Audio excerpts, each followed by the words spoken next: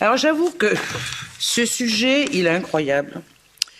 On parle de désinformation, mais en fait, il faut, et vous l'avez mis dans votre rapport, moi ça m'avait beaucoup plu, c'est d'abord la confiance dans les institutions, et puis qu'il y a une demande de transparence au niveau des citoyens.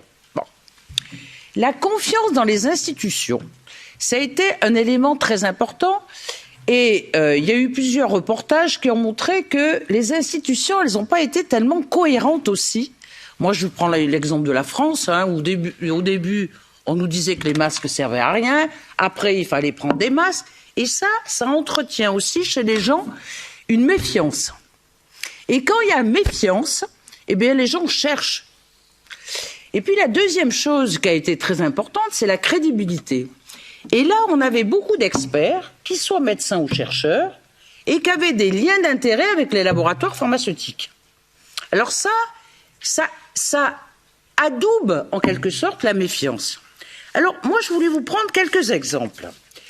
Quand on a vu les Twitter Files, puisque maintenant ça a changé de propriétaire, Elon Musk a voulu tout sortir, et notamment des mails qui ont montré que les laboratoires pharmaceutiques et certains gouvernements ont poussé à éliminer des tweets, dont des tweets qui posaient des questions sur l'accès libre au niveau des technologies du Covid, pour que les vaccins soient un bien commun, qui promouvaient en fait l'accélération du développement des vaccins dans les pays en voie de développement. Eh bien ça, on enlevait. Quand il y avait des critiques sur les laboratoires pharmaceutiques, on enlevait. Quand il y avait des critiques sur les vaccins, moi je suis agrégée en biologie. Alors vous voyez que l'ARN messager, c'est un monde que je connais. Eh bien moi j'avais aussi des critiques. Eh bien les critiques, et d'ailleurs c'est indiqué dans les Twitter Files, eh bien c'était enlevé. C'est-à-dire que dès que des scientifiques, des médecins, des infirmières, des gens poser des questions, eh bien, on les mettait dans un monde qui était les complotistes. Et il n'y a pas eu de débat. Vous voyez, vous êtes en train de dire que la désinformation, elle va toujours dans un sens. Vous parlez des Chinois, des Russes, etc. Mais il y avait des gens qui se posaient des questions. Eh bien, on n'avait pas le droit de se poser ces questions. Et ça a été quand même toute la problématique au niveau de la crise du Covid. Et moi, j'attendais quand même à ce que vous fassiez des propositions. Les propositions, il faut qu'il y ait un pool, pas que des experts, des gens aussi qui posent des questions, mais qui ne soient pas en conflit d'intérêts avec quand même ces laboratoires pharmaceutiques. Et là, vous dites rien là-dessus. Que les médias, il y avait toujours les médias mainstream, mais les médias qui posaient des questions, ah ben ceux-là, ils n'avaient pas le droit de citer. Alors après, eh ben vous ne faites que favoriser les fake news. Et là, c'est terrible, parce qu'après, les gens ne croient plus en rien. Et quand les gens ne croient plus en rien, comment vous pouvez gérer un pays? Je trouve que là, vraiment, il faut parler d'honnêteté, il faut parler de crédibilité, il faut parler de gens qui ne sont pas payés par des gens dont le but, c'est le profit.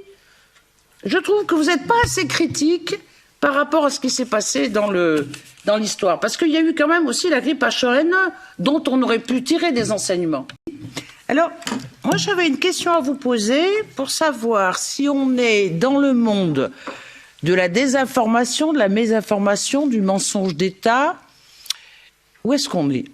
Je vais vous prendre l'exemple qui s'est passé en Allemagne, où il y a eu une enquête du journal Die Welt qui a montré que le ministre de l'Intérieur a utilisé dans sa communication sur le Covid des messages et des chiffres alarmistes afin de faire peur et fabriquer un soutien aux mesures de confinement.